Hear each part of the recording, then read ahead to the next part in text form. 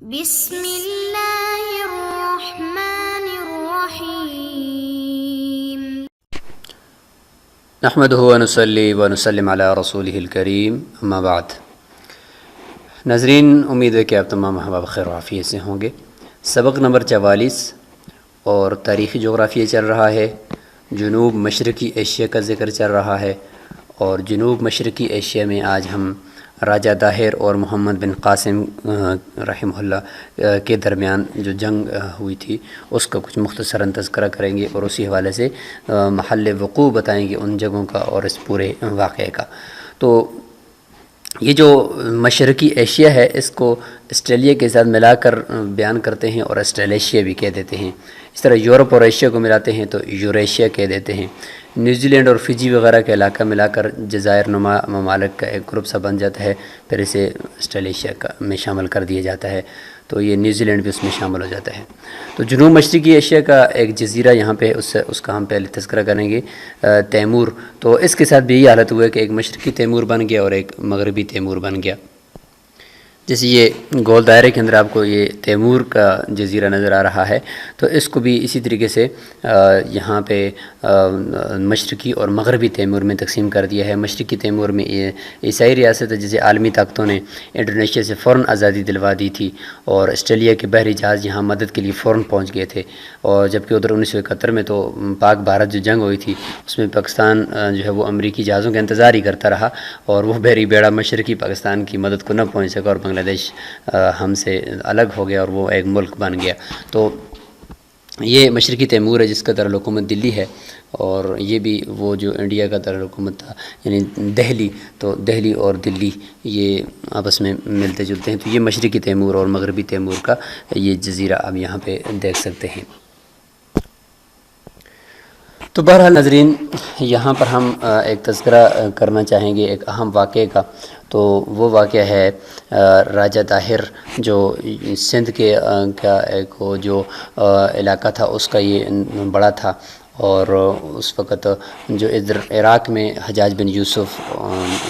تھا، عراق میں اور کوفہ میں، تو یہاں سے یہ جو عدن ہے، یہ جو ایریٹیریا آپ کو لکھا ہوا نظر آ رہا ہے، تو یہ عربیہ یعنی عرب کے یہ لوگ عدن سے یہاں سے تجارت کرتے تھے، یہ تاجر، اور یہاں سے تجارت کی غرض سے یہ ایشیا کے یہ ساحلی علاقوں کی طرف، اور یہ اس طرف جو ہے ہندوستان، اور یہ نیچے جو آنسو کی طرف سری لنکا ہے اس کی طرف اشارہ کیا گیا ہے۔ تو یہ اس طرف سفر کرتے تھے تجارت کے لیے، یہاں کے لوگ ساحلی علاقوں میں سفر کرتے تھے، اور اسی بحری تجارت کی ایک مثال سراندیپ ہے، جسے سیلون یا آج کے لیے سری لنکا کہتے ہیں۔ تو یہاں مسلمان تاجروں کو جو واقعہ پیش آیا تو وہ ایک مشہور واقعہ ہے، اس کی طرف ہم یہاں پہ تذکرہ کر رہے ہیں۔ تو ناظرین، وہ واقعہ یہ ہے کہ ان کا جو جہاز ہے وہ واپس جاتے ہوئے دیبل کے قریب راجہ داہر نے لوٹ لیا۔ یہ جو سندھ ہے، تو یہ جو ابھی موجودہ کراچی ہے، تو اس کے تھوڑا سا جو ہے وہ مشرق کی طرف، تو یہاں پہ جو تھا دیبل اس کو کہا جاتا تھا اس وقت۔ تو یہاں پہ جب بھی کوئی آتا تھا تو یہ قریب سے اس کو لوٹ لیا جاتا تھا، جس کی تفصیل یہ ہے کہ جب عرب تاجر جو ہے وہ یہاں سے سراندیپ یا سری لنکا آنے والے تاجر یہ کافی یعنی عرصے کے بعد جب اپنے گھروں کو واپس جانے لگے، تو موجودہ جو پاکستان کا یہ جو آدھا ساحل ہے جسے ہم سندھ کہتے ہیں، اور آدھا بلوچستان جسے ہم مکران کا نام اس کو وقت دیا جاتا ہے، آج کل ہم اس کو گوادر پورٹ کہتے ہیں۔ تو اس سندھ کے ساحل پر دیبل نامی جو بندرگاہ تھی، تو یہاں کا حکمران راجہ داہر تھا۔ اس کے قزاق لٹیرے جو تھے وہ سمندر میں مسافروں کے جہاز کی تلاش میں پھرتے رہتے تھے۔ کوئی چھوٹا جہاز بغیر محافظین کی مل جاتا تو اسے لوٹ لیتے، اور مسافروں کو غلام یا لونڈی بنا لیتے۔ تو جہاز کی تلاش میں اس طریقے سے وہ پھرتے تھے۔ تو اسی طریقے سے مسلمانوں کا ایک قافلہ تھا تجارت کا، تو وہ سری لنکا سے مسلمان جو ہے وہ ان کا جہاز وہاں سے چلا، اور اس کا رخ بصرہ کی بندرگاہ کی طرف تھا۔ تو سندھ کے ان ڈاکوؤں نے اسے گھیر لیا، اور ایک مسلمان عورت نے حجاج بن یوسف کو آواز لگائی کہ تمہارے ہوتے ہوئے ہمیں یہ کافر لوٹ رہے ہیں۔ تو روایات میں آتا ہے کہ حجاج نے جب یہ بات سنی تو غیرت کے مارے اپنی جگہ سے اٹھ کھڑا ہوا اور قسم اٹھائی کہ جب تک ان کو یعنی ان عورتوں کو اور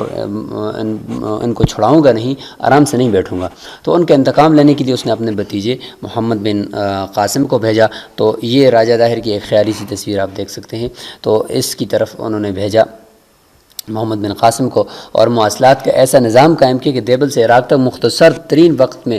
جو ہے وہ خبر پہنچ جاتی تھی، اور اس قدر تیز رفتار ڈاک کا نظام اس نے بنایا ہوا تھا۔ جب حجاج نے یہاں مجاہدین کی جماعتیں روانہ کی تو مجاہدین کی ضروریات کا اس قدر اہتمام کیا کہ کپڑے سینے کی سوئی تک بھی ساتھ بھیج دی، اور پھر پوچھا کہ ان لوگوں کو کیا چیز پسند ہے، کہ ان کو وطن کی یاد آئے گی، تو اس وطن کی کیا کیا چیز ان کو پسند ہے، تو بتایا گیا کہ یہ سرکہ ان کو بہت پسند ہے۔ تو مورخ ابن الاسیر لکھتے ہیں کہ یہ الکامل میں انہوں نے لکھا ہے کہ روئی منگوا کر اس میں سرکے کو ڈبو کر سکھا کر دے دیا کہ جب بھی آپ کو سرکے کی ضرورت پڑے تو اس کو نچوڑ کر آپ استعمال کر لینا۔ تو پھر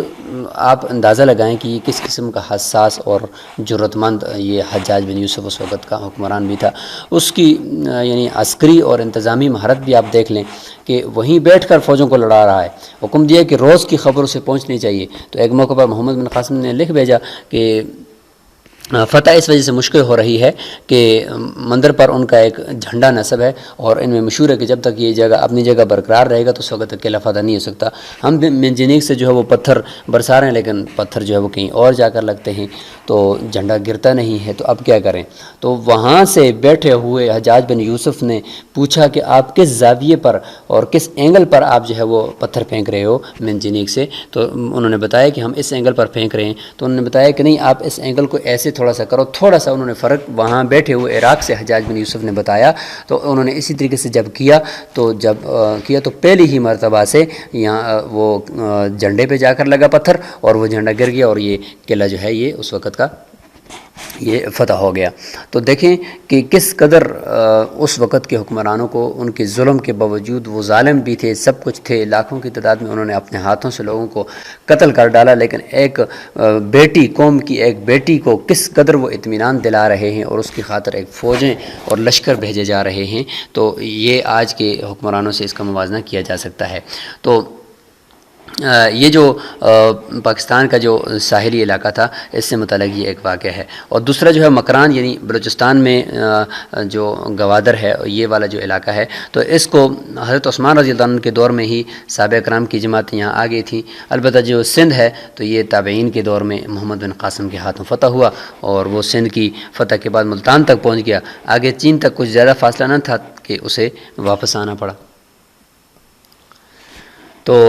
ناظرین، یہ تھا واقعہ۔ تو تاریخ اور جغرافیہ کا آپ سمجھ لیں، یہاں پہ آپ اس کو اندازہ ہوا ہوگا کہ یہ دونوں کا چولی دامن کا ساتھ ہے، اور ایک دوسرے سے یہ کبھی ان کو جدا نہیں کیا جا سکتا۔ تو یہ جو ہمارے آباء و اجداد تھے، صحابہ کرام تھے، تابعین تھے، یہ جو تجارت کی غرض سے یہ ساحلی علاقوں کی طرف آتے تھے، تو ان کے اخلاق اور کردار سے یہاں اسلام پھیلا ہے، اس ہندوستان میں، ملیشیا میں، انڈونیشیا میں، سری لنکا میں۔ تو آپ نے یہاں کے اکثر علاقوں میں جو ہے وہ دیکھا کہ جہاد نہیں ہوا تاریخ میں، اگر آپ اندازہ لگائیں، کیونکہ ان ساحلی علاقوں میں جو گول ناک والے لوگ رہتے ہیں، یہ خون والے جانور نہیں کھاتے، پانی کے جانور کا گوشت کھاتے ہیں۔ تو اس لیے ان کی جسمانی ساخت اتنی مضبوط نہیں ہوتی، کیونکہ لحم جو ہے وہ عربی میں گوشت کو کہتے ہیں، تو فقہا کے بقول لحومت سے نکلا ہے، جس کا معنی ہے قوت، اور جس گوشت میں خون ہوتا ہے طاقت اسی گوشت میں ہوتی ہے۔ تو ساحلی علاقے کے لوگ چونکہ جسمانی اعتبار سے اتنے مضبوط نہیں ہوتے، اس کی وجہ یہی ہے کہ وہ خون والا گوشت نہیں کھاتے، وہ بغیر خون کے سفید گوشت کھاتے ہیں۔ تو یہاں جہاد کی ضرورت پیش ہی نہیں آئی، اس لیے کہ یہ لوگ نرم دل تھے، ایک دم سے یہ مسلمانوں کی تجارت سے اور ان کے طور طریقوں سے متاثر ہو کر مسلمان ہو گئے۔ اور ہندوستان میں بھی یہی صورتحال رہی، اور شمالی ہندوستان جو سمندر سے دور ہے، جہاد سے فتح ہوا، وسطی ایشیا اور افغانستان سے غوری اور غزنوی آئے اور ابدالی کو آنا پڑا، لیکن جنوبی ہندوستان جو مالابار، کیرالا، گواؤ وغیرہ جو ہے، اس کے ساحلی علاقوں میں جو ساحل پر ہیں، مسلمان تاجروں کے اخلاق، دیانت، امانت، اصول پسندی کو دیکھ کر لوگ مسلمان ہوئے، یا پھر یہ ہے کہ صوفیاء کرام کے ہاتھوں پر اسلام لائے، تو یہاں پہ جہاد کی ضرورت پیش نہیں آئی۔ تو تو یہ جو جنوب مشرقی ایشیا ہے تو اس کو آسٹریلیا کا ایک بلائی حصہ بھی کہتے ہیں، چونکہ نیچے آسٹریلیا ہے تو اس کا بلائی حصہ بھی اس کو کہا جاتا ہے، اور اس میں چھوٹے بڑے جزیرے ہیں، اور اکثر ممالک ہی جو ہے وہ جزائر کی شکل میں ہیں، اور جزائر کے باب میں کالا پانی اور مالٹا کا جو جزیرہ ہے وہ اس کو بھی ہم نہیں بھول سکتے۔ جزائر انڈمان کا تذکرہ ہم نے پچھلے اسباق میں کیا ہے، اور عام مجاہدین کو جو ہے وہ انڈمان میں بھیج دیا جاتا تھا، اور اسی طریقے سے ادھر مالٹا کی جہل میں ہمارے تحریک آزادی کے جو مجاہدین تھے جنہوں نے یہ تحریک برپا کر رکھی تھی تو ان کو بھی وہیں پہ بھیج دیا جاتا تھا۔ اور اس طریقے سے کیرٹ جزیرہ ہے اوپر بحر متوسط کے اندر، ہم اس کا بھی تذکرہ کریں گے۔ تو یہ جو سیاسی جغرافیہ ہے تو یہ آپ نے ذہن نشین کر لیا ہوگا کہ یہ سیاسی جغرافیہ ہمیں سمجھ تبھی آئے گا کہ تاریخی جغرافیہ اس کے ساتھ ہوگا، تو دونوں ایک ساتھ مل کر یہ ہمیں سمجھ میں آئیں گے، اور اس کے بعد ہمارا ذہن جو ہے وہ قرآنی جغرافیہ کو سمجھنے کے لیے تیار ہو جائے گا، اور ہم قرآنی جغرافیہ کو سمجھنا ہمارے لیے آسان ہو جائے گا۔ تو سیاسی جغرافیہ میں ممالک کی تقسیم ہر لمحہ جو ہے وہ بدلتی رہتی ہے، کبھی ایک ملک ٹوٹتا ہے تو اس سے 2 3 4 5 ملک بن جاتے ہیں، اور اسی طریقے سے کبھی جو ہے وہ ایک ملک کے اندر راتوں رات جو ہے وہ تبدیلی آ جاتی ہے، تو یہ نہیں ہے۔ لیکن قدرتی جغرافیہ کبھی کبھار کہیں جا کر کوئی جزیرہ ڈوب گیا یا کہیں دریا نے کوئی رخ بدل دیا تو وہ بدل گیا، ورنہ طبی جغرافیہ اپنی جگہ پر ہی رہتا ہے، وہ اتنا زیادہ بدلتا نہیں ہے۔ آخر میں ہم ناظرین تذکرہ کر رہے ہیں کچھ اہم شہروں سے متعلق کہ کسی بھی ملک کے جو اہم شہر ہوتے ہیں وہ عموماً سمندر یا دریا کے کنارے پر ہوتے ہیں۔ اس کی وجہ کیا ہے؟ تو اس کی وجہ یہ آپ سمجھ لیں کہ سمندر کے ذریعے جو چونکہ بین الاقوامی تجارت ہوتی ہے، اللہ تعالیٰ نے فرمایا اللہ الذی سخر لکم البحر لتجری الفلک فیہ بامرہ ولتبتغوا من فضلہ، سورہ جاثیہ کے اندر فرماتے ہیں کہ اللہ تعالیٰ نے سمندر کو تمہارے لیے مسخر کیے تاکہ یہاں پہ اس میں بڑی بڑی پہاڑوں جیسی کشتیاں چلیں اور تم اللہ تعالیٰ کے فضل کو تلاش کرو۔ تو یہ چونکہ دریا کے کنارے تو تجارت نہیں ہوتی، لیکن میٹھا پانی مچھلی وغیرہ تو ملتی ہے، اور زراعت تو ساری اسی سے ہوتی ہے، تو اس طریقے سے جتنے بھی بڑے بڑے ممالک ہیں وہ دریا یا سمندر کے کنارے ان کے جو شہر ہوتے ہیں وہ ہوتے ہیں۔ یہاں پر آپ دیکھ سکتے ہیں کہ یہ افریقہ کا مصر ہے، ایجپٹ جس کو کہا جاتا ہے، لیبیا ہے، اور ادھر سے الجزائر ہے، الجیریا جسے کہا جاتا ہے۔ تو یہ مصر کو اگر آپ لے لیں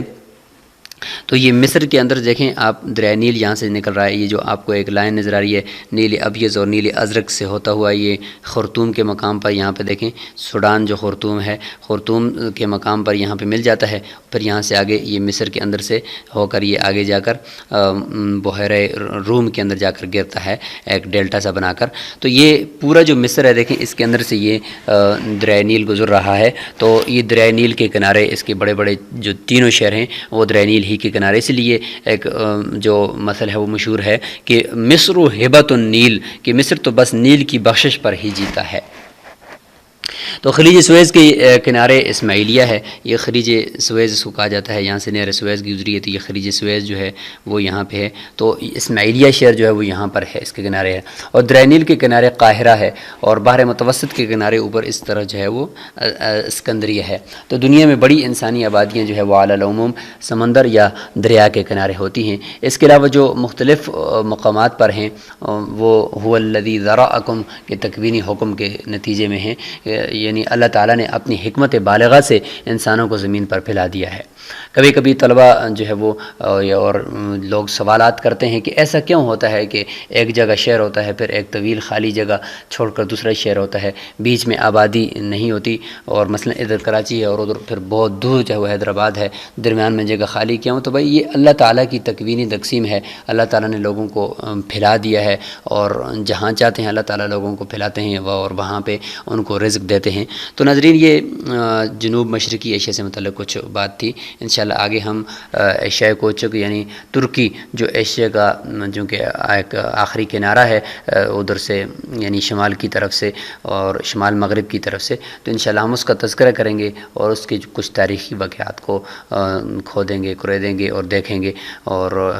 وہاں پہ جو تاریخی واقعات رونما ہوئے ان کو ہم سمجھنے کی کوشش کریں گے۔ السلام علیکم ورحمۃ اللہ وبرکاتہ۔